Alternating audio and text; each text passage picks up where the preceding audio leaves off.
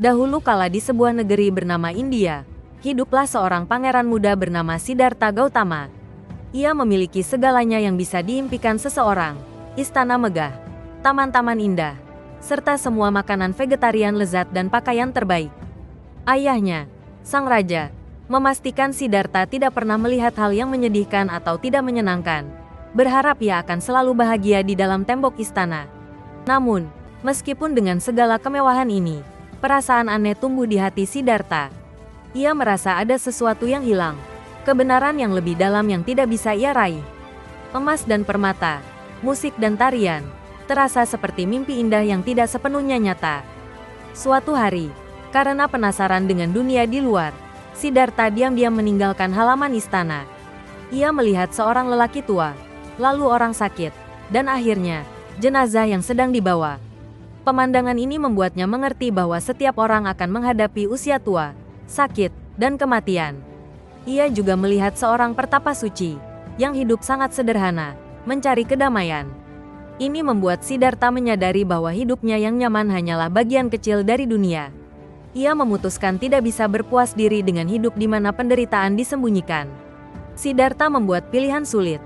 Ia meninggalkan kehidupan kerajaannya, keluarganya, dan masa depannya sebagai raja.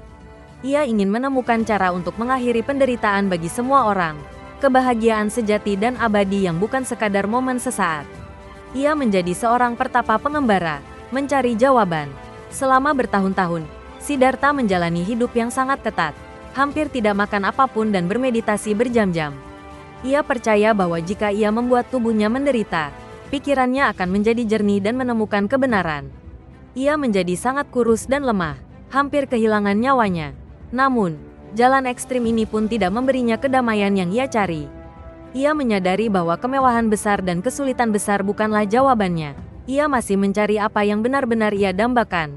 Pemahaman yang lengkap, bukan hanya bentuk perjuangan lain. Suatu hari, seorang gadis desa yang baik hati bernama Sujata melihatnya tampak lemah dan menawarinya semangkuk bubur nasi. Makanan sederhana dan bergizi ini mengembalikan kekuatannya. Ia menyadari bahwa jalan tengah, tidak terlalu banyak, tidak terlalu sedikit, kemungkinan adalah jalannya. Ia menemukan sebuah pohon besar yang rindang, yang sekarang dikenal sebagai pohon Bodhi, dan duduk di bawahnya. Siddhartha membuat janji kuat pada dirinya sendiri. Ia tidak akan bergerak sampai ia menemukan kebenaran mutlak, apapun yang terjadi. Ia bertekad untuk tidak berpuas diri dengan apapun kecuali pencerahan yang lengkap. Saat ia bermeditasi sangat dalam, banyak penglihatan menakutkan dan pikiran menggoda mencoba mengalihkan perhatiannya. Ini seperti keraguan dan ketakutan batin yang mencoba menarik kita menjauh dari tujuan kita. Tetapi Siddhartha tetap diam, tenang, dan fokus pada kedamaian batinnya. Melalui fokus yang tak tergoyahkan ini, ia melihat melalui semua ilusi dan memahami sifat sejati kehidupan dan penderitaan. Ia telah menghadapi tantangan terbesarnya dan muncul sebagai pemenang. Pada saat itu, ia mencapai pencerahan, menjadi Buddha, yang berarti, yang terbangun. Ia telah menemukan apa yang benar-benar ia dambakan, kedamaian dan kebijaksanaan mendalam yang mengubahnya sepenuhnya. Buddha kemudian menghabiskan sisa hidupnya mengajar orang lain bagaimana menemukan jalan mereka sendiri menuju kebebasan dan kebahagiaan. Perjalanannya mengajarkan kita pelajaran yang kuat.